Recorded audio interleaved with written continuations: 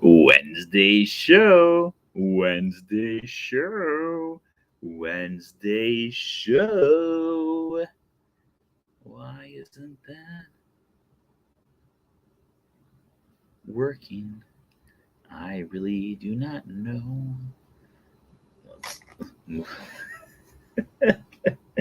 So the Wi-Fi right now is saying that it's not close enough to the router. The router is literally it's just right on the other side of this wall, and now I'm touching it. So I don't understand how it's not close enough, because it's extremely close right now. So I just moved the computer like half an inch. Hopefully it's close enough now. Hey, welcome to the practice round. All right, so tonight we're going to be talking all about Tomorrowland, not the movie, but the land itself, found over at the Magic Kingdom here at Walt Disney World. We'll hang out here for a few before we get started to see how everyone's doing. How's everyone doing? Are you guys doing good? I'm in like an exhausted mood. It's been a very, very, very, very, very, very long week. So today is going to be. Is it really choppy again? Can you guys hear? Is the hearing okay, but the land's not, or is the land not the land, the audio? I don't get why it's not, like, it keeps on saying that we need to get closer to the router. We're literally right next to the router. There's nothing else we can do, lady. I'm not sure. I am not sure. Hearing's okay. Okay. Hopefully, I don't know. As long as the audio is good, I guess. Sounds great. Excellent. You can hear and see. Excellent. Okay, so tonight we're going to be talking all about Tomorrowland. We'll get into it in just a minute here. But yeah, today this has been kind of an exhausting week, so I am extremely excited to be here tonight talking to you guys. But if I seem a little drowsy, just poke me. I was talking to my friend that I went to the park with today. I said, maybe I could do a Wednesday show where people are just like, oh, let's guess what Brent's dreaming about, and just watch him fall asleep. No, we're not going to do that today. We're going to still have a lot of energy. I'm finally coming down with my family April 25th. Oh, yeah, that's exciting. Will you be running this weekend? I will be. I am extremely excited for this race weekend. I cannot stress how excited I am for this race weekend. Expedition Everest Challenge is hands down my favorite Disney race that they've ever done. I got 12th place one year, so I am extremely excited to be doing the Expedition Everest Challenge again. I'm extremely excited to do the Tower of Terror 10 miler again, and I've never done the race for the taste, so I cannot wait to be doing all of these different things. I'm so excited. Like, I'm so excited to be going back out and doing another Run Disney race. But I'm even more excited to do the Expedition Everest Challenge once again, and I cannot. I really cannot wait. Who else is running? Is anyone else running out there? Candace is running. You told me that you were going to be running. That's exciting. Everyone say hi to Candace too. She's our newest Patreon pal over on Patreon. So thank you for the support, Candace. We got a few other Patreon people out there too. So hello to all the Patreon people who are joining us. I'll be missing out on having major FOMO. So fun fact before we get into the show here. For the virtual 5K, I like all four of the medals. And there you go. Red Hot Tamale 91. That's one of our Patreon pals too. So a few years ago, I did not sign up for the Princess race because the Princess race is my least favorite of the race weekends. And I was like, oh, you know what? I'll just skip the Princess race this time because it's not my favorite race weekend. And that weekend was brutal for me because everywhere I went, I saw people with their medals. And I was like, oh, I can't do this. I can't not sign up for these races anymore. So since then, I have done every Run Disney race that I can get into. Sometimes it's sold out by the time I get into it. But it's never been my choice on not doing it. So especially when Disney is 5 minutes down the road for me, and when you go to the park every day like I do, when you go to the park and people are wearing the medals, it's brutal. It's absolutely brutal. All right, let's get this party started. We're going to start the 658th episode of the Wednesday show in 5, 4, 3, 2. Hello, everyone. Welcome to the 658th episode of the Wednesday Show. Today is March 30th, 2022, and I'm your host, as always, Brent Dodge. Hello. Today we're going to be talking all about Tomorrowland, not the movie, but the land itself on over at the Magic Kingdom. In one of my favorite segments that we do, and I say that about almost every segment, but still, one of my favorite segments that we do, hey, take a hike. But before we get to that, let's talk about our news for the week. As always, if you guys didn't already know, every single day we are doing a brand new daily Disney video over on my YouTube channel. Make sure you keep on going and check those out every single day. Give it a like, give it a watch, share it with a friend. We are going to keep on building up and continuing to grow that platform over there. Let's check it out today to see where our starting number is. We're starting today's episode at 1,440 subscribers. So as usual, if we get more subscribers, the show will go on longer. So if you're not already subscribed, make sure you go switch over and subscribe, or go over to YouTube, because look, she's going to switch to Facebook because she's lonely on YouTube. Go join them over on YouTube. I love the new Delafield welcome sign. That's a pretty good one. And then, of course, there we go. Hi, Candace. There we go. We got Lauren's over there, but she's now joining us over on the other, it looks like. So keep on joining us if we get more subscribers. And again, our end of goal or our end of month goal is 1,500 subscribers. We're 60 people away, so it's going to be really tough to pull off, but I have faith that we can pull it off. Otherwise, 1,450 is not a bad goal either. So let's shoot for that, and then we'll keep on going from there. And of course, as always, if you guys have not been joining us, make sure you join us every single Saturday for our Saturday in the Park. If you don't already know, every single Saturday right here on our Facebook channel, we do a live broadcast from someplace found throughout the Walt Disney World Resort. You never know where we're going to be, but I guarantee you we're always going to have a lot of fun. This coming up Saturday, it's not going to be at the usual 1 o'clock time. We will still be going live, but because it is a race weekend, I most likely will be sleeping in after coming back home and uploading the video for you guys to watch after the 10K on Saturday. So keep on watching. We will be going live. I just don't know exactly when we will be going live. In addition to that, because it is a race weekend, our YouTube upload time is going to be a little bit different. We usually shoot for 10:45 in the morning every single morning. However, this time around, it will be a little bit earlier in the day. As always, as we've done since the Wine and Dine the Wine and Dine half marathon weekend, full marathon weekend, and the Princess Marathon weekend, I have strived and succeeded at getting the first videos up for every single one of the races. And I promise you, we are going to be trying to do that once again this coming up weekend as well. So make sure you watch for all of those things coming live, including tomorrow night at around probably like 1 o'clock in the morning. We will be uploading the Expedition Everest Challenge. So make sure you watch out for that. And like always, give it a like, give it a watch, subscribe if you haven't already, all that other fun stuff. And of course, tonight's show is sponsored by It's All About the Miles Travel. Make sure you stop by it'sallaboutthemilestravel.com for all of your Disney travel needs. All of their services are absolutely, positively, 100% free. So make sure you book with them for your next Disney vacation. Okay, so if you guys have never joined us for our Take a Hike segments before, the Take a Hike segments really features us taking a hike. Sleeping in after not getting any sleep, running a race and uploading videos. Yeah, that's what I do.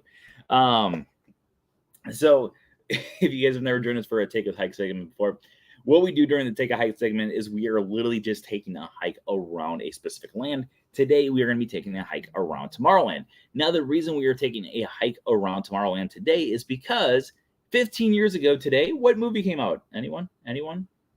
Person in the back? You? No? What about you over there? No? Anyone? Bueller? No one.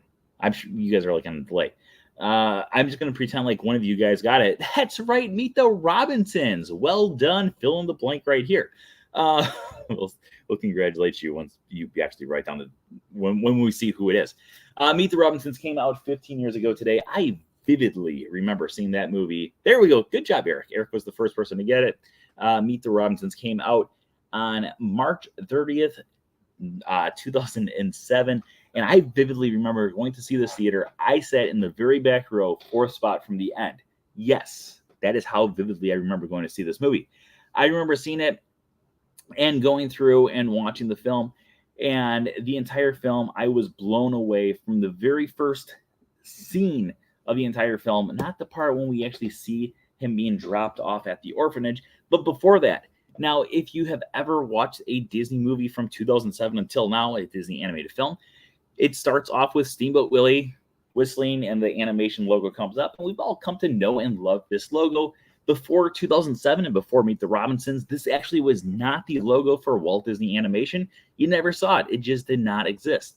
This was the first time that we ever saw it, and I remember watching it thinking, this is kind of cool. Like, it's kind of like a new age of Disney animation. And then as the thing went on, I kept on seeing more and more tributes to Walt Disney with Keep Moving Forward and different things like that. And I was kind of blown away throughout the entire film, feeling like maybe we were entering a brand new stage of Disney animation. Because before that, we had things like Home on the Range, which I personally do find very entertaining, but not a lot of people do. Same thing with movies like Chicken Little, I find very entertaining, but not a lot of people do. Brother Bear, which I've killed, and I also do love, but not many people remember it. So as the years went on, more and more of these different films came out, and it all started with Meet the Robinsons. Now, during the film Meet the Robinsons, there is one scene where they go into the future to meet the Robinsons.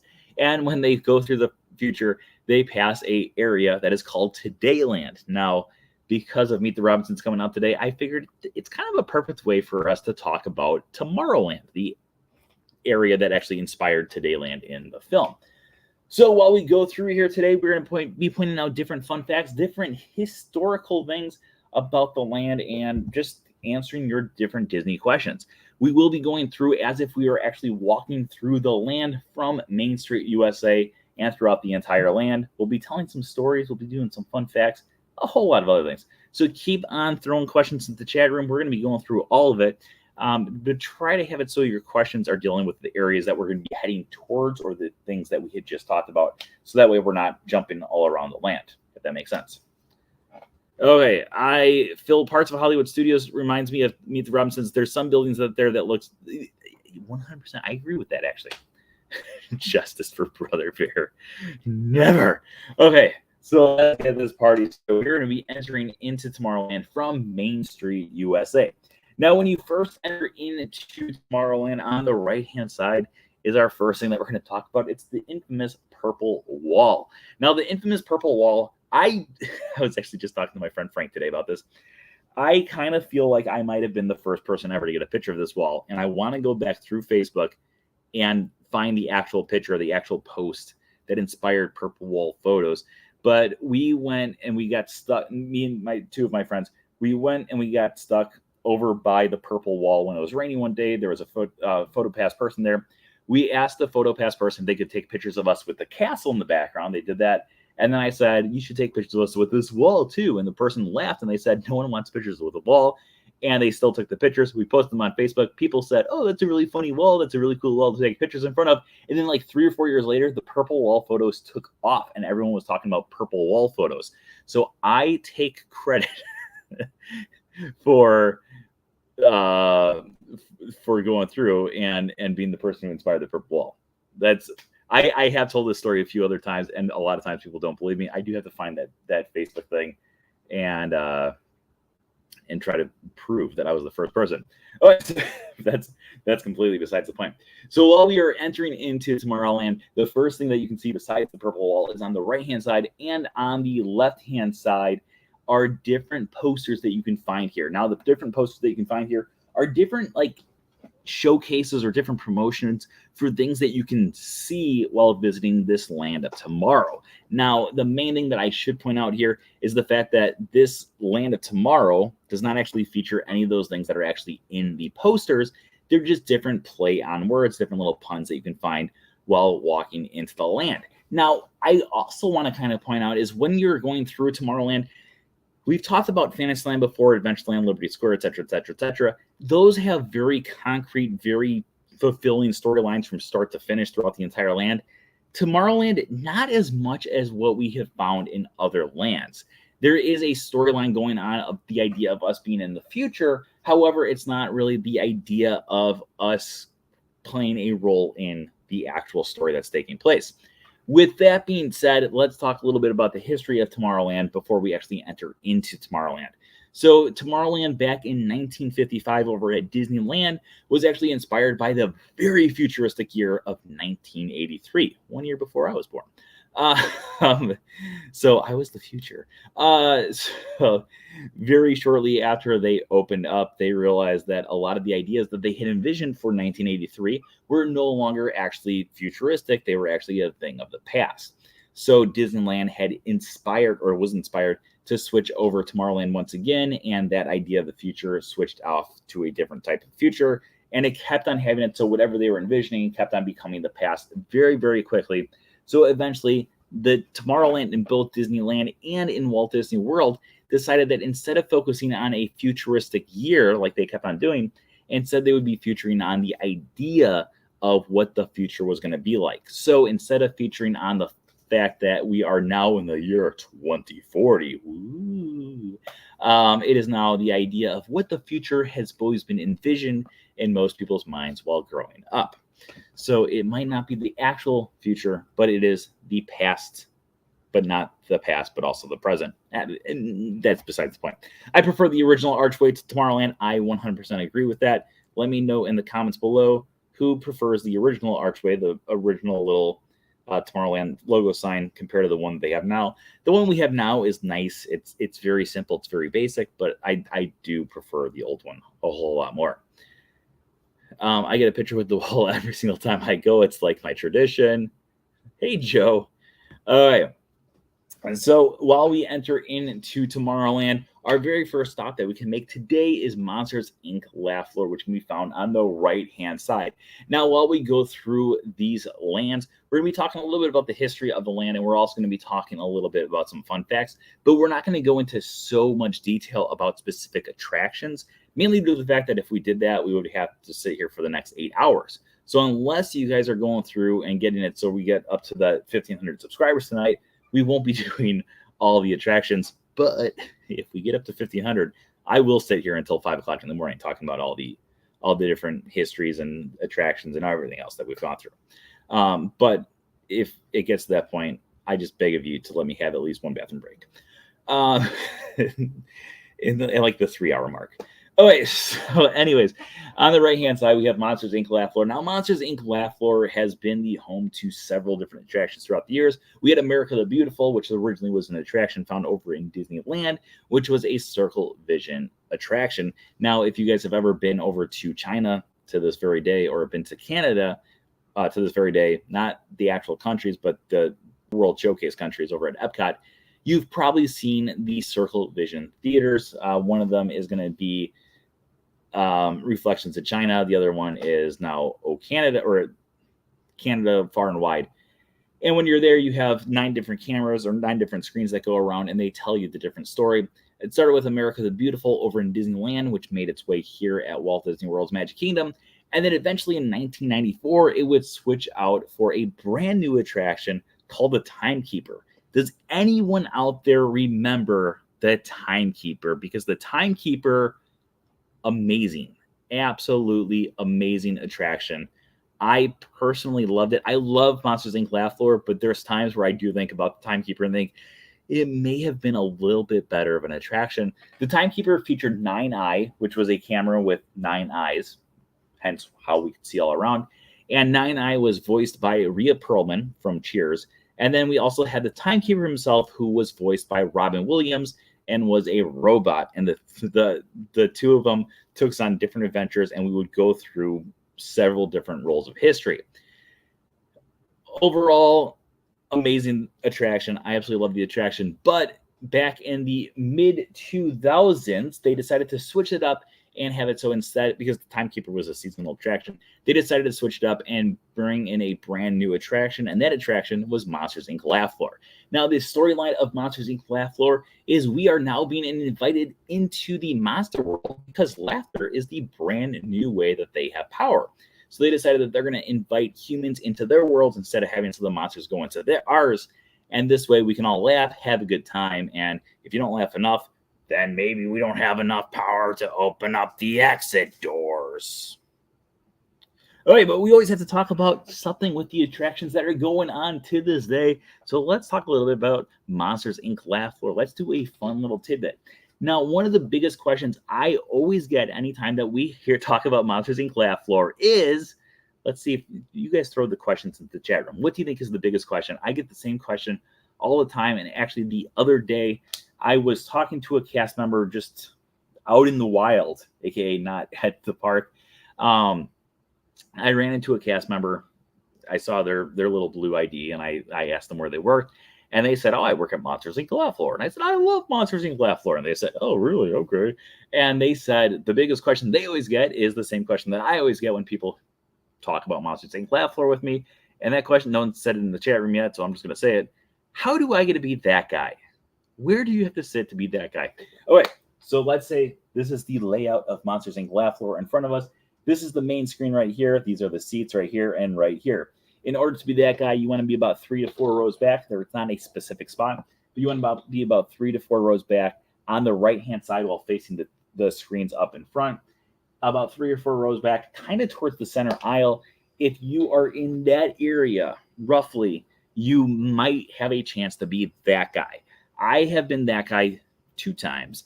And the main other thing that I have to say to be that guy is, one, you have to be very irritated to be there, which I am not. I'm usually like, I love this show.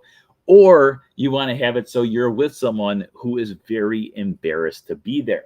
So what I have done in the past, because it works like no other, is you find a friend like Caitlin, because my friend Caitlin and Alex in the chat room. Hi, Alex. Alex is friends with Caitlin as well. And my friend Caitlin gets very she doesn't like to have attention thrown at her. So what I've done in the past is I sit next to Caitlin and I embarrass her before the show even starts. I irritate her to the point where they see me irritating her. And they're like, oh, well, if we pick this guy, it's going to embarrass this girl. So let's do this. And that's how you become that guy. It's just that simple. Okay.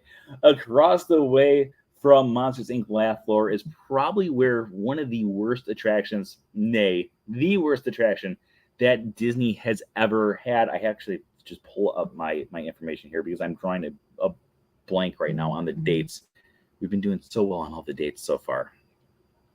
But where's the dates at? Come on, there we go. So the attraction I'm talking about is Stitch's Great Mistake, or Stitch's Great Escape, as it's illegally called, but I call it Stitch's Great Mistake.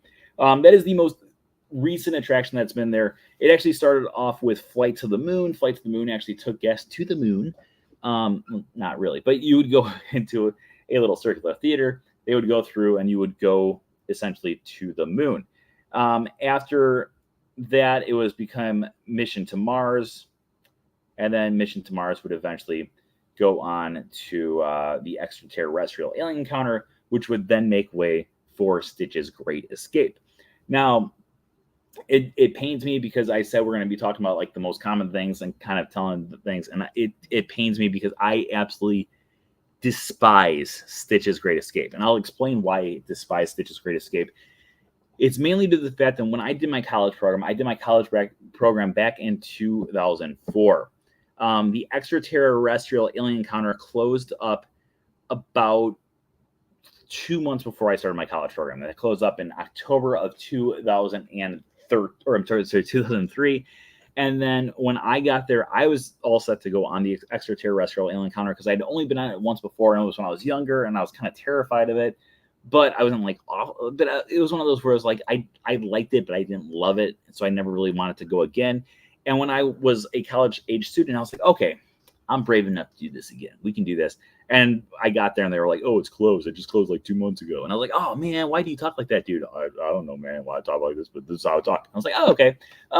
Cool beans, bro. And then and then they made all these announcements about how the brand new attraction, Stitch's Great Escape, was going to be coming later on that year, October of that year. And I was over the moon excited. I was so excited. Every single day, like at Magic Kingdom, every day, there'd be like posters on the walls.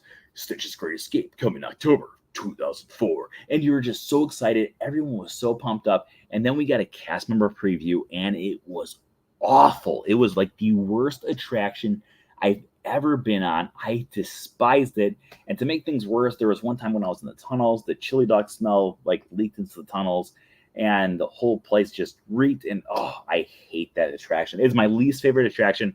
It is very rare for me to say that I hate something a lot. I hated Stitch's Great Escape.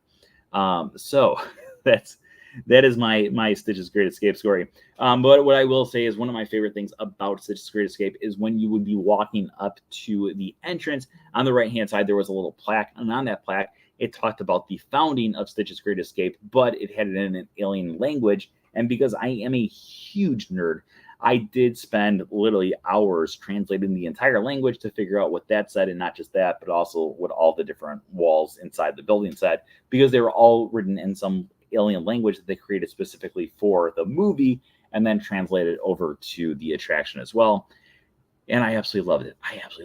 I remember sneaking into the restricted area to get a glimpse of the Stitch animatronic. I got caught by Manager Phil, and he was like, "It's so cool, isn't it?" I never did that, Laura. I never saw it. I saw the attraction, but I never saw that Manager Phil. I forgot about. We were actually just talking about Manager Phil not that long ago. I forgot that was his name, though. Manager Phil came over to Fantasyland one time. Side note, Laura and I did the college program together. Manager Phil always worked Tomorrowland, mainly Tomorrowland, and sometimes Toontown. And we always worked, I always worked in Fantasyland / Liberty Square. And in Fantasyland Liberty Square, we watched Wishes every night. And Manager Phil became our manager one night because our manager was sick or something. And so he was with us, and we were all watching Wishes, and he said, "Oh, excuse me, just because Wishes is on, you guys still have to clean." And my friend Catherine was like, in the north, which is what Fantasyland Liberty Square was called, in the north. So like, well, in the north, we watch Wishes on the clock. And he never questioned it again. So that's my Manager Phil story, for those of you guys who are wondering about that. Okay, let's move on to our next attraction as we go through our area. Our next one up is going to be Buzz Lightyear Space Ranger Spin, which opened up back in 1998. Now, Buzz Lightyear Space Ranger Spin takes us on the story of helping Buzz Lightyear defeat the evil Emperor Zurg. Now, before we get into this one a little bit more, let's talk a little bit about the connections here. Now, Buzz Lightyear had just debuted 3 years earlier in Toy Story, not even 3 years earlier. The attraction opened up in October of 1998, and October of 1998, and Toy Story debuted in November of 1995. So they decided right away that what they're going to do was they were going to use this space to build a brand new interactive attraction featuring Buzz Lightyear. Now, there are some people out there who will talk about how this attraction pays tribute to Toy Story 2. Well, Toy Story 2 actually did not even come out for another year. They would come out in 1999. So this attraction was pretty far ahead of its time. So a lot of the elements that we see for the evil Emperor Zurg / this storyline with Emperor Zurg. Okay, bye, Lauren. Those storylines had not even been seen by the public yet. So the very first time that you would actually see Emperor Zurg, even though he was mentioned in the original Toy Story film, the first time you would really see the evil Emperor Zurg was actually at Buzz Lightyear's Space Ranger Spin. Now, prior to this, we did have a few different attractions that were housed here. The one right before this was Delta Dream Flight. Delta Dream Flight took place at the Magic Kingdom from 1989 to 1999, or I'm sorry, to 1998, earlier that year when Buzz Lightyear would eventually take over. Prior to that, we did have If You Have Wings. So If You Had Wings debuted in 1972, would go until 1989, be replaced by Delta Dream Flight. Both attractions would be pretty much just taking you to an airport and then flying amongst the stars or flying off to amazing destinations. If you've ever been on Delta Dream Flight or If You Had Wings, both amazing attractions, but I do like Buzz Lightyear Space Ranger Spin a little bit more. Now, one of the questions that people ask me about Buzz Lightyear Space Ranger Spin that we're going to give you right now is, how on earth do you get a high score on Buzz Lightyear Space Ranger Spin? Now, if you get the highest score, that is called the Galactic Hero, that is having a 999,999 score. And if you get both guns maxed out, that is a double Galactic Hero. That's my goal every time, is to have it so I match out max out both guns because I think it's just cooler. So let's do a little walkthrough of Buzz Lightyear Space Ranger Spin and on how to actually have it so you can achieve these goals. So when you're in the very first room, you have it so there's a robot on the right hand, or I'm sorry, on your left hand side that's going like this. His hands that are moving up and down, every time you hit them, they are worth 100,000 points. However, those ones are kind of difficult to get because he is moving his hands up and down. So sometimes I don't recommend going for those, especially if you're a newbie or if the person who's in front of you is kind of shaping their vehicle towards the left because it will be blocking your shot. So if you aim at the very top of the ceiling before you exit the room, there is a hand on the ceiling. On that hand, there is a target. That target is also worth 100,000 points. If you play it right, you can actually have it so you max out your 100,000 points on your left-hand gun and your right-hand gun in the very first room, but you have to be very, very lucky to be able to do that. It all comes down to having it so people who are around you are not blocking your views. In the next room, if you go for the volcano, either the top or the bottom, one of them is worth 50,000 points. The other one is worth 25,000 points. Depending on which part of the room you're in, it also depends on the angle that you can actually hit those. So both of those are worth going after. And then right before you leave that room, there is a jack-in-the-box on the right-hand side of your ride vehicle. If you hit the jack-in-the-box, it opens up. And then when it opens up, there's another target inside. You hit that target, it is worth 50,000 points every single time you hit it. Then when you get into the next room is like a double room. It's kind of like two windows in it. The one on the left-hand side, when you enter, not really worth it. I just completely ignore it every single time I'm in there. But if you look at the wall on the right-hand side, in that window area, you have the evil Emperor Zurg in the center of the room, and he's in a spacecraft. If you look at the bottom of his spacecraft, there is a target there. Every single time you hit that target, it is worth 100,000 points. So definitely go for that target every single time. If you have not maxed out by this point, and it's totally understandable if you don't, then the next room is the little star tunnel. When you are going through the star tunnel, on the right and the left-hand side, there are two secret targets. Anytime you hit either one of those targets, it is worth 100,000 points as well. And then in the very final room, if you hit the target that's on the top left corner, that is worth 25,000 points every single time you hit it. But it is the most points that you can get inside of that room at any given time. And that is the story of Buzz Lightyear Space Ranger Spin. As we go through on our Take a Hike segment, let us continue going towards the central area. Now, when we get to the central area, we have Rocket Tower Plaza. Now, Rocket Tower Plaza is the main area in all of Tomorrowland. It is the center icon. In this section, we have three different levels. On the bottom level, we have the launching pad, a play on words for the launching pad, but this time you're eating lunch, so it's more appropriate. In the center area, we have the Tomorrowland Transit Authority People Mover, and on the top level, we have the Astro Orbiter. Let's start off with the Astro Orbiter because it's a great place to start, and then we'll work our way down to the next level. It's my favorite attraction of all time. So Astro Orbiter is not that the most exciting history or anything about any attraction that we can find here in Tomorrowland, but it originally started off as the Star Jets back in 1974 when Rocket Tower Plaza was first built. When that area was first built, we would also have it so we could start to see the People Mover, but the People Mover would not actually open up until the following year. Now, as the years would go by, eventually the Star Jets would disappear and be replaced with Astro Orbiter. Pretty much the same exact attraction, just different futuristic vehicles. Now, like we talked about earlier, when the Imagineers were first building Tomorrowland, they kept on wanting to have it so it was kind of like the futuristic thing. Eventually, they decided to have it so they would retheme the entire land around the idea of what we believe the future was when we were kids, and then have it so it would focus on that because it would not always be trying to catch up to what the ideas were, and then Tomorrowland would not be going through refurb after refurb after refurb after refurb. So when they created that idea, they decided to go to a more futuristic-looking spaceship instead of a spaceship that kind of looked like a NASA spaceship. So they got rid of Star Jets and then they replaced it with the Astro Orbiter, where it still sits and is loved by all of us today. Prefer our rockets up high versus on the ground as Disneyland? Yes, Disneyland. I can't get the words out.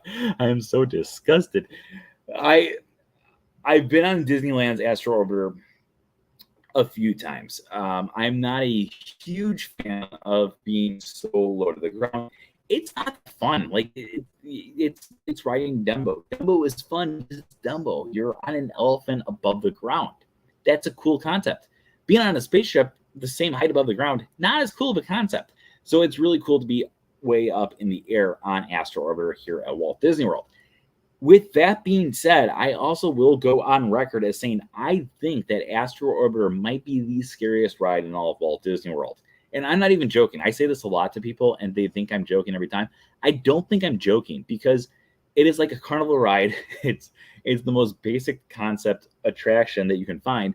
And there are times where you are spinning around, and if you have it so you go all the way up, you are like literally like leaning like this in your spaceship, like look down and you can see the ground hurling below you, and you don't want to die. And every single time I'm on it, I think this thing could snap off and I could fly right into Contemporary. And I'm convinced that I would fly into the Contemporary every single time on the attraction. I personally love Astro Orbiters or Astro Orbiter. I don't go on it all the time, but I think it's a fun attraction, and it's one of those that I if people want to go on it, I'm always yes, I will definitely go on Astro Orbiter. Plus, it's like a 2-in-1 ride because not only do you get to ride that, you also get to ride an elevator to the top. What? Okay. Right below Astro Orbiter in Rocket Tower Plaza is the People Mover. Now, the People Mover started off in Disneyland, eventually made its way over here in 1975, and the People Mover has gone through several different changes. It was the Way People Mover, then the People Mover, then the Tomorrowland Transit Authority People Mover, then the People Mover, and the Transit Authority People Mover, and now it is the Transit Authority People Mover. So, right there. So the Tomorrowland Transit Authority People Mover has gone through so many different changes, including the narrative. But one of my favorite things to point out to people when you go on the attraction is the fact that you are on the blue line. Now, if you look at the People Mover sign right here above me, this is obviously a blue sign. If you've gone on the People Mover before, you can see that all the ride vehicles are a blue color because you are on the blue line. Now, sometimes people are like, wait, what do you mean by the blue line? Well, there are 3 different lines on the People Mover. Humans, like ourselves, maybe, I don't know, is there any aliens out there? Let me know. Put a hand up in the chat room if you guys are an alien. But humans are allowed to go on the blue line. There are also 2 lines that are available. There is a red line and a green line.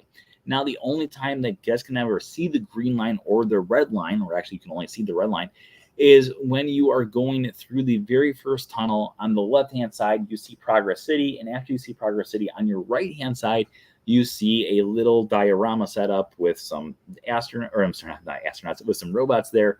One of the robots is sitting inside of a vehicle, and on it, it says the red line for People Mover. And then there's another one another sign that's pointing to the side, and it says this way to the green line. So there are 3 different lines for the People Mover. We will be getting a brand new audio soundtrack sometime in the very near future when Tron actually opens up, because they have to include that into the thing as well. So we will see when that happens. We don't have any specific timeline, but they are looking for casting right now for a voice artist. Hello. This is my audition tape for it. Okay, that's going to be all we're going to talk about for those 3 attractions at Rocket Tower, that's all we're going to talk about for Rocket Tower Plaza.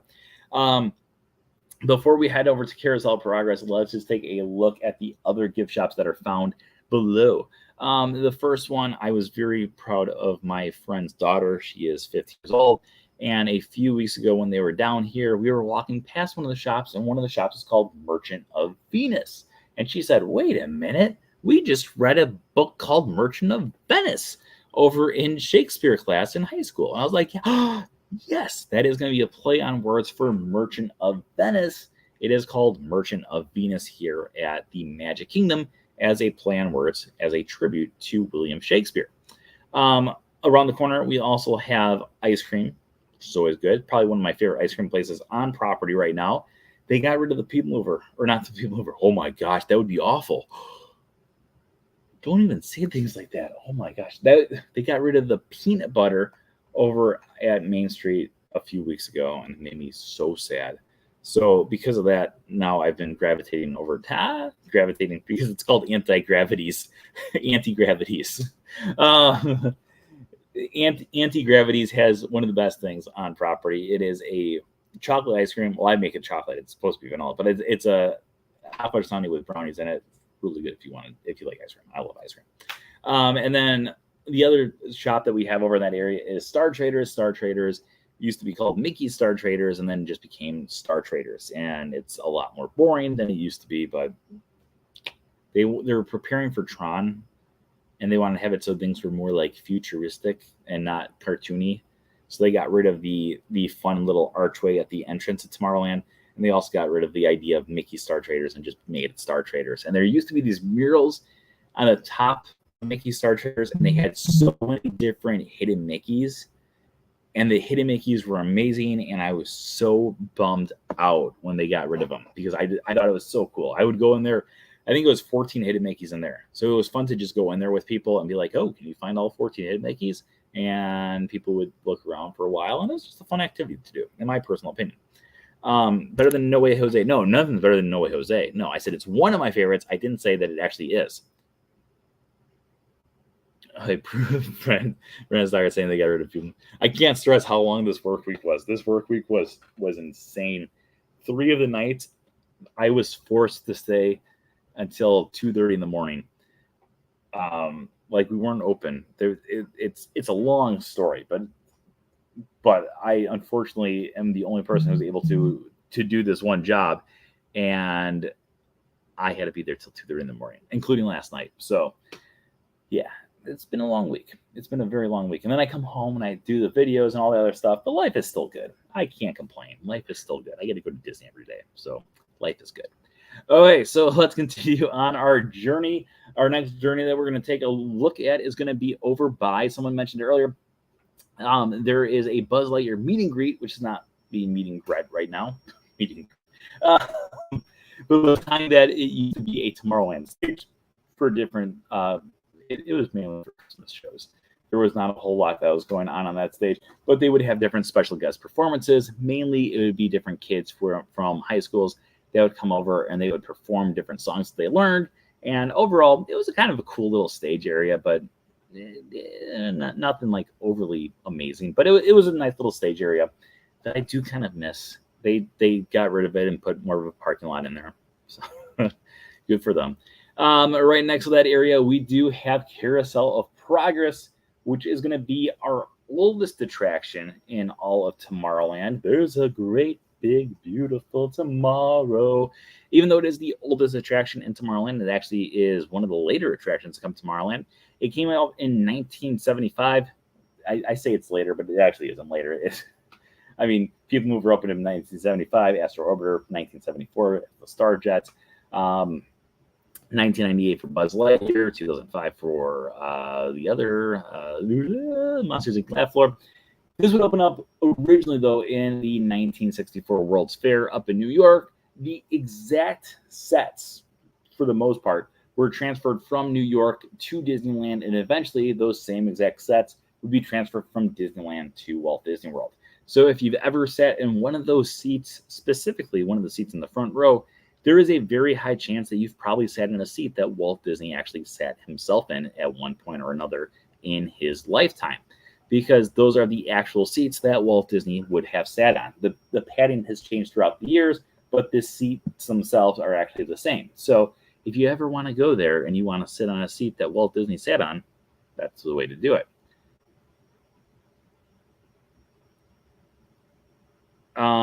So the Carousel of Progress takes us through 6 different stages. I know what you're thinking, but there's only 4 scenes. There are only 4 scenes, but there are 6 different stages. We have our entrance scene. There's a great, big, beautiful tomorrow with the Carousel of Progress logo.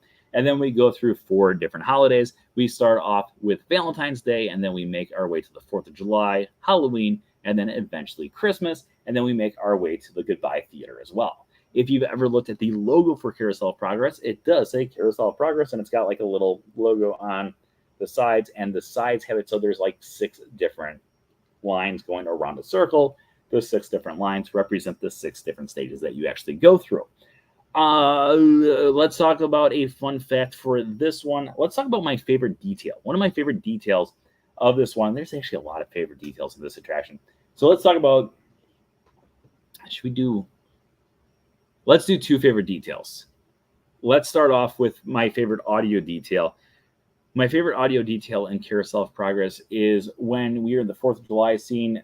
It is John and Sarah sitting there talking, and they're talking about how they're going to go as George Washington and Martha Washington for this year's 4th of July. It took me years, and I pointed it out on the show here one time back in like 2011, 2012, when we were talking about the Carousel of Progress into like a lot more detail. And it took me years until that night when I was talking, and all of a sudden I said it, and I was like, oh my gosh, I never realized this before. And no one in the chat room realized that. And hopefully at least one person remembers this. But when you are watching that scene, at the end, Sarah says to John, George, we're ready. And she's calling him George because he is George Washington for the thing. And he says, coming, Martha, because she is Martha Washington for the thing. I always love that. I think it's such a cool little detail, like an audio detail. Now, in addition to that, my favorite detail of all time in the Carousel of Progress is found in the very first scene when it is Valentine's Day. Now, one of the very first things that John actually says in the thing is, looks like the robins are out for this Valentine's Day. Now, if you look out the window that is on our left-hand side, John's right-hand side, you will see that there is a tree branch along with a robin that is out there. This robin may look a little familiar to you, and it's not because you've been riding on Carousel of Progress every single time that you go to the Magic Kingdom for your entire life, but it's actually because you've probably seen it in a different movie.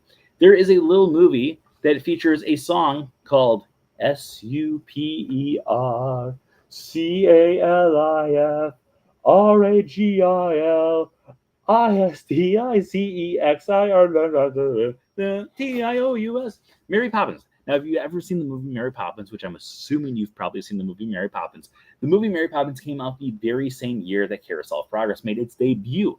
Now, is this a coincidence or no? No, it's not a coincidence, because Walt Disney was one person who would always try to figure out how to use things in multiple different ways. So when they filmed Mary Poppins, they would film it between 1962 and 1963. Wait. Hey, Matt. Okay, let's continue. So they would film it from 1962 to 1963. And in the movie Mary Poppins, there is one part where they are singing, just a spoonful of sugar helps the medicine go down, the medicine go down, medicine go down. And at one point, there is a robin that flies in, lands on Mary Poppins' leg, or not her leg, on her finger. I'm so tired. Lands on her finger, and she says, medicine go down. And we see a robin that's sitting there. The robin clearly is not a real robin, because the robins in real life would probably not sit on Mary Poppins' finger for so long, but unless it was maybe like Batman's Robin. But that's a completely different story. We are talking about Mary Poppins here. So the robin is an animatronic robin, and that robin would actually be reused the following year at the 1964 World's Fair, when it would make a debut in Carousel of Progress in the window. So that robin that is actually found in the window, that is the exact same robin that you could actually find during Mary Poppins. What? Okay. We always like spotting the Mickey Nutcracker in the Christmas scene. Yes, the Christmas scene has some of the coolest hidden Mickeys. There's that one. There's a Mickey Mouse plush on the ground below the Christmas tree. One of the presents has a Mickey on it. There are two little salt shakers on the table. Both of them have Mickey ears on the top. And my favorite one of all, you can see best if you are sitting while facing the stage on the far left of the theater. If you look at the dining room on the right-hand side, there is a wall that is facing towards your side of the theater. So if you're on the right-hand side, you can only see when you're actually entering into the theater. But it is actually an abstract painting of Sorcerer Mickey from the Sorcerer's Apprentice. Very cool hidden Mickey. One of my favorites. All right, let's continue. We're going to head out at Carousel of Progress and continue our tour. Now, our next spot that we would have gone to is there is now a stage over there, the Tomorrowland stage. The Tomorrowland stage doesn't have really much of a cool history. They used to do some performances there. Now you can see Buzz Lightyear there on occasion, along with Stitch on occasion, doing character meet and greets. But besides that, not a whole lot of really cool stuff going on stage. However, before this was headed, this actually used to be the location, or around the location, of the Skyway to Fantasyland. It was an attraction that would take guests from Tomorrowland into Fantasyland. Who knew? With the name Skyway to Fantasyland. You would board onto a gondola. You would be hovered above Tomorrowland, then eventually over by the Mad Tea Party. You would hang a left and make your way above Fantasyland as well. Overall, great attraction. I vividly remember going on this attraction when I was younger. Overall, great attraction. If you've never had the chance to do it, go find the Timekeeper. Maybe he'll take you back in time. You guys can all go on it with me. Yay. Okay, let's move on to our next attraction. Our next attraction is the biggest attraction found in Tomorrowland. Not the longest, but is the biggest in size, and that is Space Mountain. The longest attraction would be the People Mover. So Space Mountain was created in 1975 of all years. Who would have thought? People Mover, Carousel of Progress, Space Mountain, everything was coming out in 1975. Now, Space Mountain actually originally was conceived from the idea of a Matterhorn being built in Walt Disney World. So if you were going into Walt Disney World back in the early 1970s, you would not actually have seen Space Mountain, but they were trying to figure out a way how to have it so they could bring the Matterhorn from Disneyland over to Walt Disney World. Now, the idea of having this attraction brought over, the idea of having the Matterhorn brought over was just due to the fact that they really liked the Matterhorn. It was a great thrill ride, and it always went over extremely well over in Disneyland. So they thought, why not bring it over? Well, the reason they could not bring it over was pretty simple. Because the Fantasyland that is found over in Disneyland is set in a different location than the Fantasyland set in Walt Disney World. They both have the same kind of concepts of this idea of fantasy and whimsy, but the two attractions themselves were not set in the same exact location, so they could not actually have it so they could bring the Matterhorn over to Walt Disney World. So the idea was decided that they would actually build a brand new attraction with the exact same setup as the Matterhorn, and that attraction eventually became Space Mountain. So Space Mountain originally had the exact same course with a few minor exceptions, but you would go on the exact same path as you would go on when you were over in Disneyland. As time would go on, they would make a few small little changes, but overall, you're pretty much going on the same exact attraction in both parks, but one of them is focused around the Matterhorn, and the other one is focused around space travel. Do you think Walt Disney World has the best Tomorrowland out of all the parks? Disneyland's Tomorrowland really needs a refurb. Okay, so that's a good question. That's a really good question. The thing about Disneyland's Tomorrowland that I think overshadows this one is Autopia. I think is far superior than what we have with the Tomorrowland Speedway. The Tomorrowland Speedway, it's good. It's just not that great, especially if you've ever done Autopia. Autopia is like mind-blowing, and this one, not so much. A lot of people always point out that Disneyland Space Mountain is better than Walt Disney World. I completely disagree. I think Walt Disney World is 100 times better than Disneyland's. The problem, and then before people start jumping on me, the problem I have with Disneyland's is the first time I ever went on it, I was kind of underwhelmed because it was, you get to the top, you take a left, and then you take a right. You take a right, you take a right, you take a right, you take a right, you take a right, you take a right, you take a right. Oh, you take a left, you take a right, you take a right, you take a right. And I just remember going on it and thinking, you're just taking this, like, there's not a lot of thrill because you just kept on going the same way. Like, you just kept on, like, you know, for Disney World, even though I know the attraction so well, there are some times where I'm like, wait, is the next turn a right or a left? Like, I'll forget because it's more unpredictable. Well, Disneyland's Space Mountain is literally take a right, take a right, take a right, take a right. And to me, that's just, Disneyland has Star Tours. I love Star Tours, but I've always felt like Star Tours does not belong in Disneyland, which I think is kind of funny because Star Tours is futuristic, but maybe it's just because I grew up, the first time I rode Star Tours was at Walt Disney World, and having it set in a place of being like an Endor, where like you're going through like the Ewok village and stuff.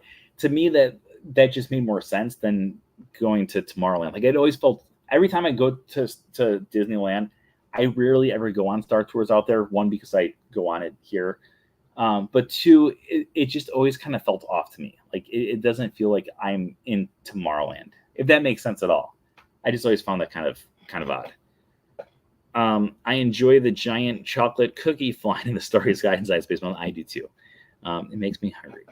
But yeah, so to answer Eric's question, though, I like Walt Disney World's Tomorrowland better. I feel like there's more variety. We've got the People Mover. We've got Carousel of Progress. I think both those attractions are great. I think both Buzz Lightyear attractions are amazing. I know some people prefer Disneyland. I kind of like Disney World's better. And the reason I like it better is because of the argument people say why Disneyland's is better. People at Disneyland will say it's better because you can move the gun wherever you want to. Like you don't, but it kind of defeats the purpose of having a spinning attraction. I like the idea that at Walt Disney World, you have to get that perfect angle instead of just being like, oh, okay, there it is. And like, even if your car is changing, like you can continue moving your arm wherever you want to. Well, at Walt Disney World, you have to guide it to where you want it to go, which I don't know. I like having more of a challenge than that's just me though. That's just me. However, you guys never had Stitch, which is a huge plus of not having Stitch makes Disneyland's a little bit better in some cases too. Walt Disney World Space Mountain is better than Disneyland. Thank you, Ben. Ben, you are the first Disneyland person I've ever met that has said that, because every person I know who is a Disneyland person, they're always like, oh, our Space Mountain's better. And it drives me crazy because I like Hyperspace Mountain. I think that's a great attraction when it's a Hyperspace Mountain. I think it's fun having like that over themes or the over theming of the attraction. But I just, the regular Space Mountain, I just don't, I find it very underwhelming. The first time I rode Star Tours, my dad's best friend made me think it was real, and it terrified me. I was like 8 or 10 years old, and I didn't ride any roller coaster or any thrill ride until I was like 14 or 15. Yeah, that sounds about fair. Wrong, Disneyland is much better because of the soundtrack. And I don't really like the soundtrack for it. I think, well, Disneyland has music. It's just different setup than, I don't know. When I'm flying through space, I don't want to have music blaring in my ears the whole time. That's not how I travel through space. I travel through space, and in my head, I think, ground to control to Major Tom. Ground control to Major Tom. I just sing Space Oddity by David Bowie the whole time. So having this other music blast in my ear, not good. Okay, let's continue our Take a Hike tour. We're getting closer and closer to the ending. We'll check our YouTube subscribers in just a minute here to see if we're going to go into extra. You know what? Let's check it right now, because we still have to go through one attraction, fun find, and then we're also going to talk about one final thing here.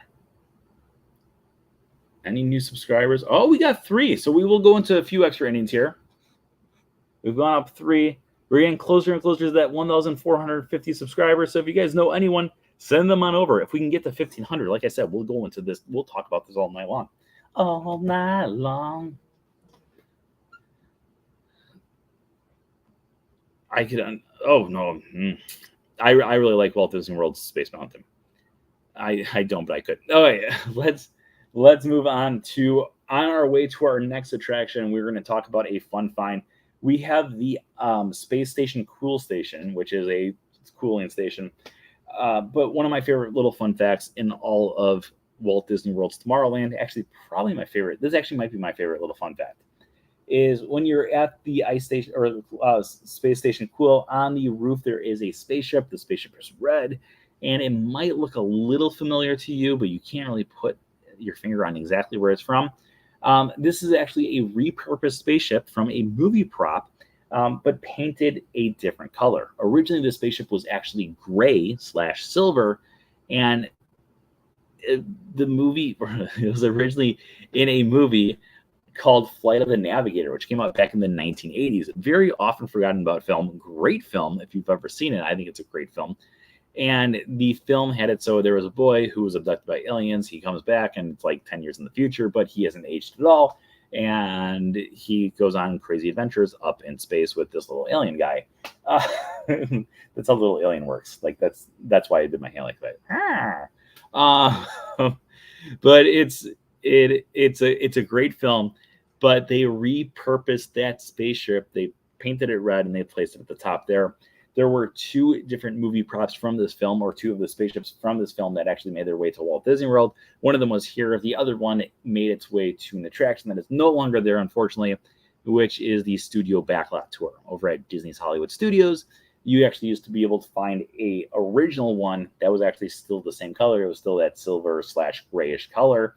But yeah, the Flight of the Navigator was the original film, and the spaceship actually still sits there for guests to see every single day. And 99.9999999% of the people have no idea that it's originally from a movie. All right, that's going to take us to our final attraction for our walkthrough today, which is going to be the Tomorrowland Speedway. Now, we talked a little bit about the Tomorrowland Speedway earlier when we're talking about Autopia. Autopia is a far superior attraction, in my opinion. I think most people who've done both would actually agree with that. My ranking of the Autopia/Speedway I've done throughout the world, number 1 is Disneyland's, number 2 is Disneyland Paris's. But I have to go on that one again because I remember really liking Disneyland Paris's, that it might actually be number 1. And then number 3 would be the Tomorrowland Speedway. Tomorrowland Speedway it's good. I like the idea that it's like the first time a kid can drive a car. I don't like the fact that like the first time my niece drove a car, she bit her lip when getting out of the car. So that kind of took away from that experience. But overall, it's a pretty cool. It's a cool attraction in some cases, but overall, it's not the greatest attraction. The only really cool fun fact about it was at one point it was sponsored by the Indy Speedway, like the actual speedway that the Indianapolis 500 takes place on.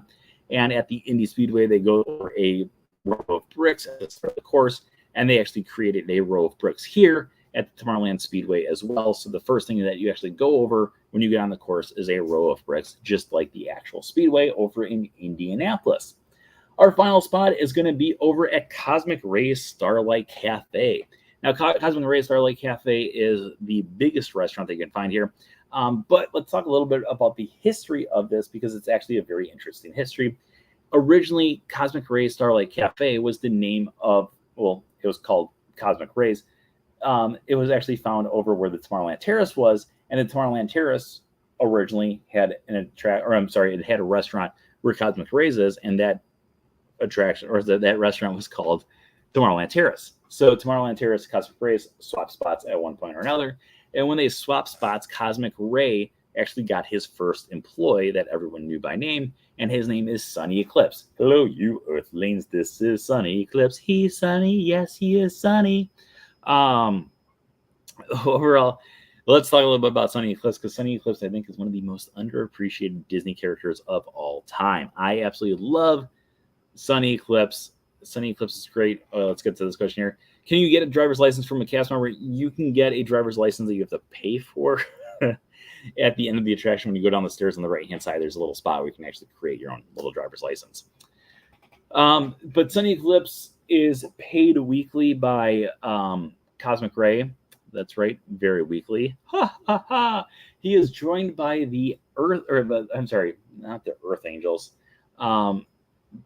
Wait, what are their names? Space Angels. The Space Angels. I drew a huge blank there for a second.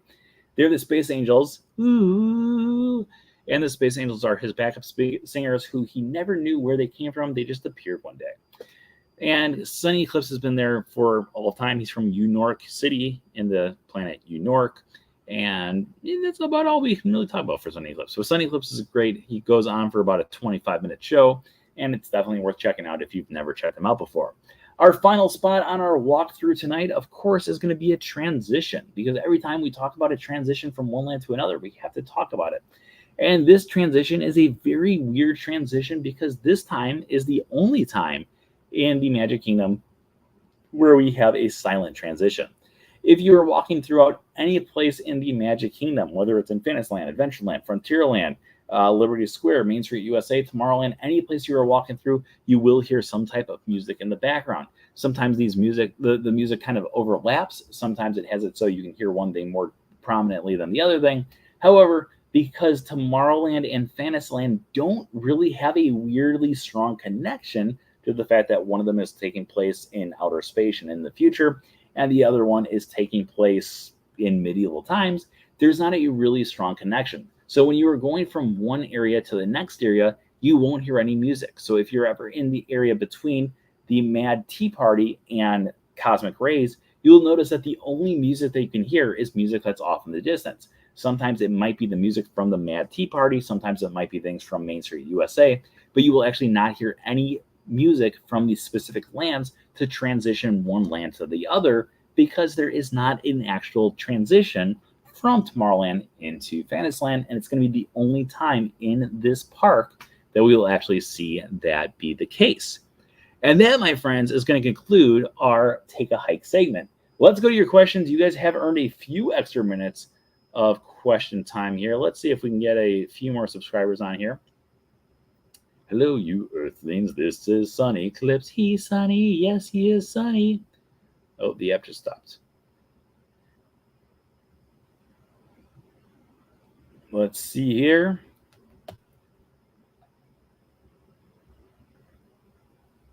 All right, we are still at 1,443. If we can get up to 1,440, 1,450. If we get up to 1,450, we'll stay here till 11:30. You guys have about 10 minutes to get to that point right there. So we'll start going through. We'll first start answering questions about Tomorrowland. If anyone has those could take precedence. Otherwise, we will go to other things. What happened to the Mary Poppins attraction? When everything closed down, just because money was so tight for Disney, they did put that on the back burner. However, there are starting to be rumors around that will be coming back sometime in the near future. We just don't really know if it will happen anytime in the near future. Off topic, but we need to book a trip to Disneyland, Disney California Adventure, to go to Adventures Campus to see Moon Knight. 100% agree. I cannot wait to go to see Avengers Campus at some point. One of my friends on Facebook posted a picture of them at Avengers Campus not that long ago. One of my friends from Florida. And they're like, I bet no one knows where I'm at right now. And I was like, oh, I just want to go over there so bad.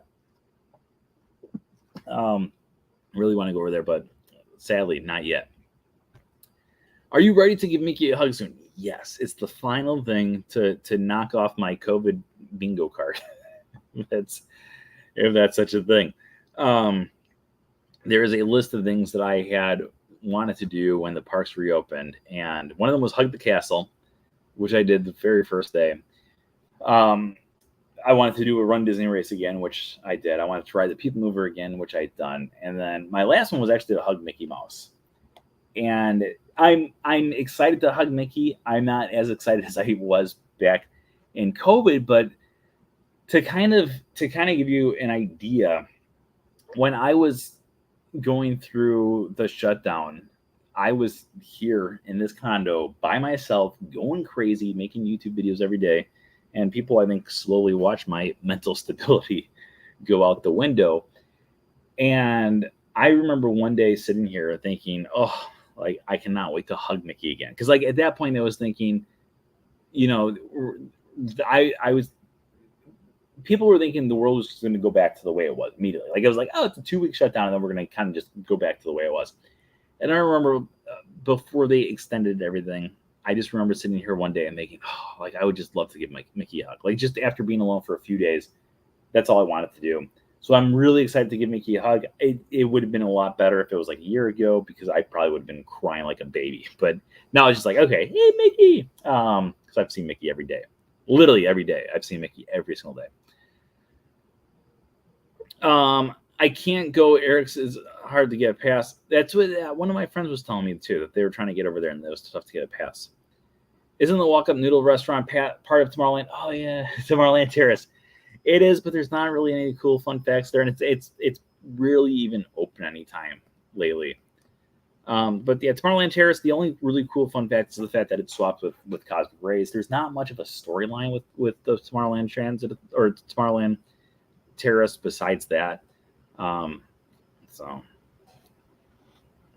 how did I miss the show? Start over? Well, if we can get 7 more subscribers, we're just going to keep on going right now. If we can keep on getting subscribers, we will continue the show. So Robert, spread the word. Send your friends over. We all have friends. I'm not a hugger, but I'm going to hug Mickey so much it'll be awkward. If I get COVID, if I did, I never really showed any symptoms. There was like 2 or 3 days that I was like sick, but I wasn't like overly sick. Like it didn't warrant enough for me to be like, oh, I think I wasn't showing any signs of COVID, so I don't think I had it, but maybe I did, and I just didn't realize I did. Joe's favorite bathroom is no one's ever there. The one up at the Tomorrowland terrace, but they're usually blocked off by the gate. And when I used to be a custodian, I didn't like those bathrooms that much. I don't know why. When you become a custodian at Disney World, you become attached to certain restrooms, and there's some restrooms that I avoid. Like today, I actually used one because I had to go to the bathroom really bad.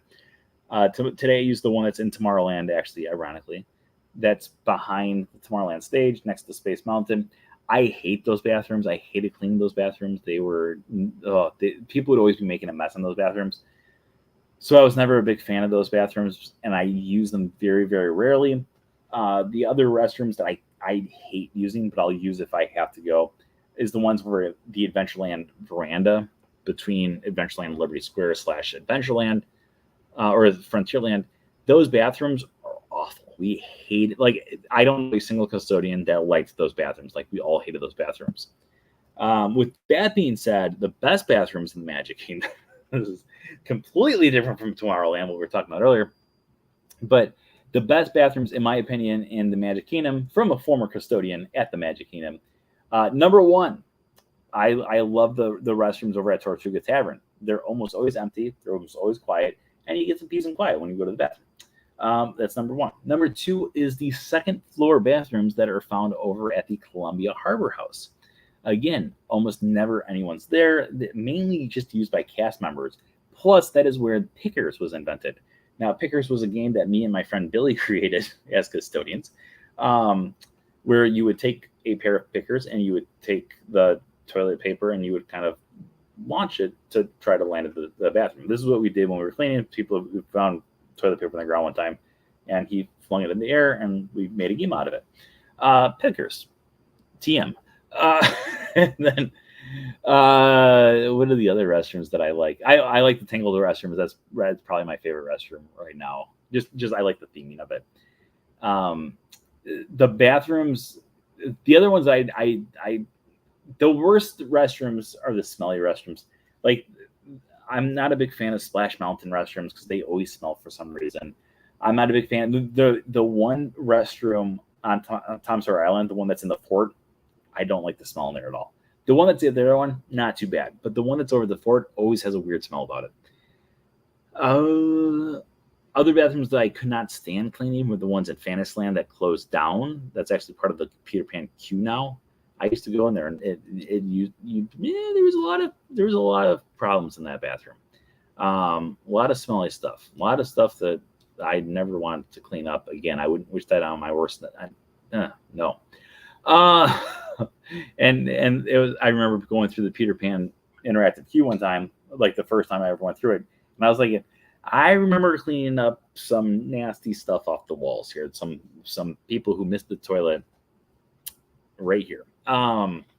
Just to put that idea into people's heads there. Okay, let's stop talking about the bathrooms. Let's go. Is Tomorrowland the only land with 2 restrooms? No, Fantasyland has more restrooms.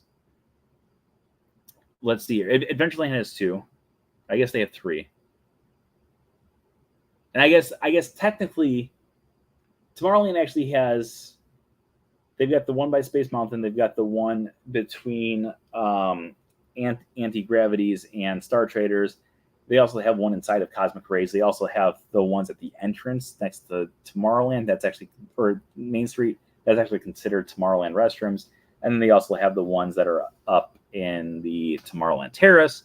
So they actually have quite a few restrooms. And then Liberty Square only has 3 bathrooms, but none of them are technically in Liberty Square. One of them is on the second floor of Liberty Street Tavern, but technically it's in Adventureland on things because there's no bathrooms in Colonial Times, and therefore there are no bathrooms in Liberty Square. Also, there are 2 restrooms that are found over in Columbia Harbor House, but both of them are actually on the Fantasyland part of Columbia Harbor House. So technically, they are actually in Fantasyland and not in Liberty Square. I can't believe this all of a sudden became the toilet episode. Who would have thought? And then what was the other one I was going to say? Oh, one of the best restrooms on property that no guest will ever get a chance to go to, but is in the Haunted Mansion. The Haunted Mansion has really cool like cast member bathrooms. Like that's I think the coolest cast member bathrooms on property are the ones that I had to clean there. They're always so clean. Those maids and butlers are literally maids and butlers. Like they are cleaning up after themselves there too. And it was always like the cleanest restroom. And it was cool because when you enter out of the stretch room on your left-hand side, like sometimes you'll see the door open up and cast member will come through. There's like this bright lighted green, and it's like, ooh, that's spooky. You go up the stairs and there's a restroom up there. It was pretty cool. Oh, what's your favorite bathroom? My favorite bathroom is the Tortuga Tavern restrooms. That's at Magic Kingdom. My favorite ones in Epcot would be the ones over by Imagination. Not the ones in front of Imagination, but the ones that are like behind Imagination, because no one's ever there. And they also play old school music in there. Like they have Magic Journeys.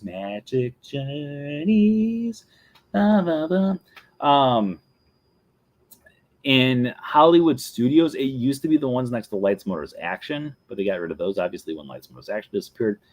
What are the? Oh, I like the ones that are over by the animation building, but now it's not. Now it's Star Wars Launch Bay, and near the exit of One Man Stream. Those bathrooms usually pretty quiet. And then at Animal Kingdom has a lot of really good restrooms, like probably the best on property. There is a bathroom that is hidden on the Maharaja Jungle Trek, a guest restroom. It's in the middle of the Maharaja Jungle Trek, but you have to like backtrack to a side trail, but it's a guest restroom. Most people don't know about it. And if I have to go to the bathroom, I'm in Asia, I will go to that one. It's after the bat room. After you exit the bat area, on the right-hand side, there's like a little trail that looks like it goes to a cast member area, but in reality, it's not going to a cast member area. It's actually just going to a restroom. Really nice bathroom. Really nice bathroom. And no one's ever there, so it's usually clean. So, yeah. And then to continue, at Disney Springs, the bathroom that is next to next to Disney Days of Christmas, usually a quiet bathroom, where Wolfgang Puck used to be. Like there's like it's a very quiet restroom. Not a lot of people go over there. Or I like the ones at the bottom of Cirque du Soleil. Those are really cool, and there's a hit Mickey in those bathrooms too. When you walk in, I that it's in both men and women's. When you walk in on the ground, there is like a little Mickey on the ground. So overall, really cool bathrooms. Splash Mountain bathrooms were your favorite. Those are your favorite? Oh my God, Laura. That's December 16th is Candle Shoe's 45th anniversary. We need merchandise, parades, and pins. I'd be shocked if we didn't get those. Taking notes. What'd you learn? Where all the best bathrooms are around Walt Disney World. I like bathrooms in Fantasyland by Carousel of Progress. Casey Jr. bathrooms. Yes, Matt, I agree with you. Those are good bathrooms. Main Street bathrooms always stink. I just love the fact that we all of a sudden got on a bathroom tyrant just because one person shared where their husband likes to go to the bathroom. By Star Tours. Oh, those ones aren't bad. Oh yeah, so okay, Disneyland's bathrooms. What are the best Disneyland bathrooms?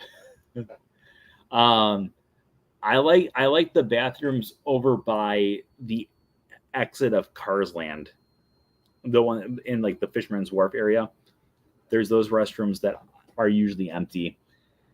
I like the ones over by the animation building too. Those are usually empty, and they usually play good music. And then I like good music. I kind of like the restrooms at the entrance though of Main Street USA, the ones that are on the right hand side that like you have to walk through like the most narrow hallway ever to get to. Just because I feel like not a lot of people are ever in those. I don't like the Adventureland bathrooms in Disneyland. I don't like those ones.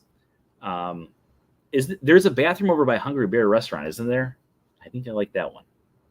It's been too long since I've been over there. Peter Pan's bathrooms. The bathroom was the worst. I like the one by the first aid restrooms. Those ones aren't bad. The men's room, I feel like, is usually just yeah. Can you believe the ones they show has gone to bathroom discussion? I can't. I talked about going to the bathroom all the time with my brother, so this is just bound to happen. The bathroom at the top of the Coca-Cola store is nice at Disney Springs. Yes, I forgot about that one. That is a good bathroom. That is a really good bathroom. The girls' bathroom must be different. Yeah, maybe it's the Splash Mountain bathrooms. They were always so wet from all the people who were like drenched in, like, from getting off the ride. Oh yeah. Gotta have good music when you go to the bathroom. You go to the bathroom a lot. I do go to the bathroom a lot. I've got a small bladder. Yeah, Hungry Bear. Good. I love the fact that we're talking this much about bathrooms.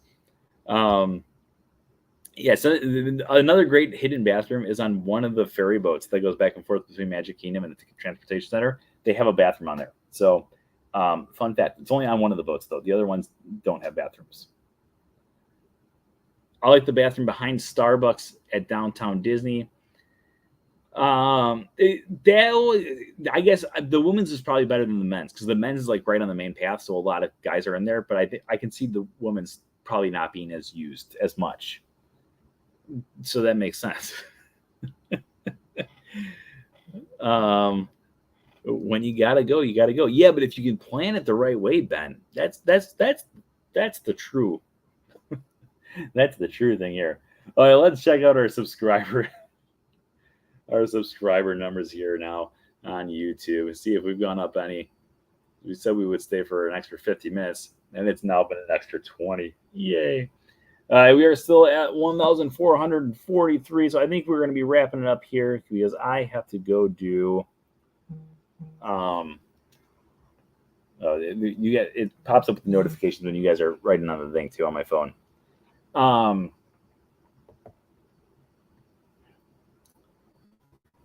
Bathrooms with an uphill climb, asking for a friend.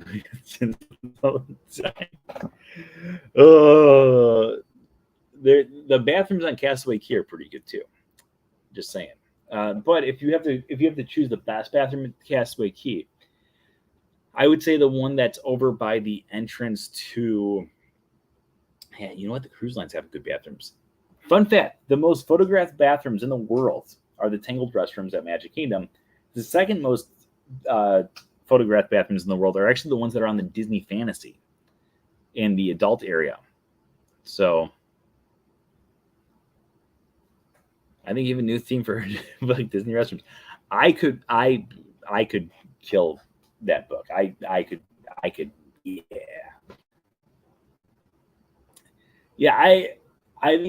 the bathrooms in the Fantasy, they're cool, but the problem is they're so open that I always feel like just waiting for someone to like whip open the door and be like, haha.